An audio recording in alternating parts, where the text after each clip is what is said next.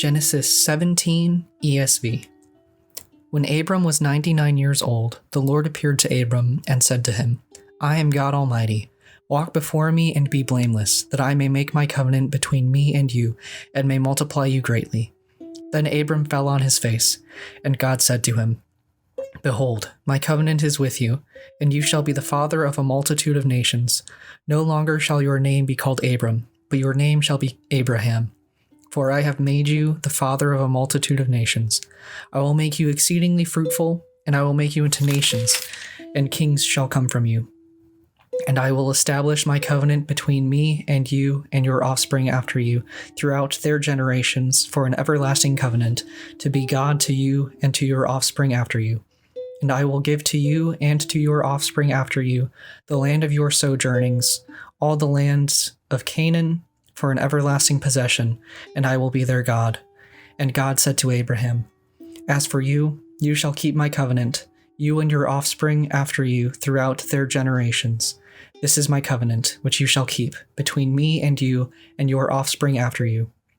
Every male among you shall be circumcised. You shall be circumcised in the flesh of your foreskins, and it shall be a sign of the covenant between me and you.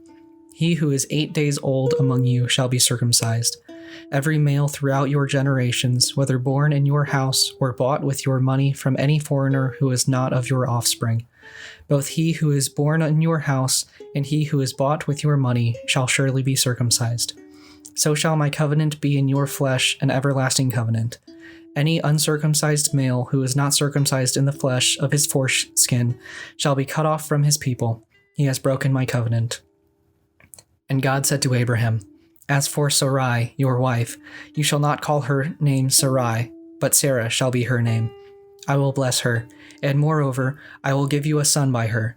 I will bless her, and she shall become nations. Kings of peoples shall come from her.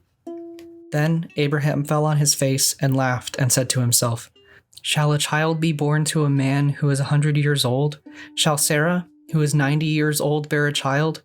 And Abraham said to God, Oh, that Ishmael might live before you. And God said, No, but Sarah your wife shall bear you a son, and you shall call his name Isaac. I will establish my covenant with him as an everlasting covenant for his offspring after him. As for Ishmael, I have heard you. Behold, I have blessed him and will make him fruitful and multiply him greatly. He shall father 12 princes, and I will make him into a great nation. But I will establish my covenant with Isaac, whom Sarah shall bear to you at this time next year.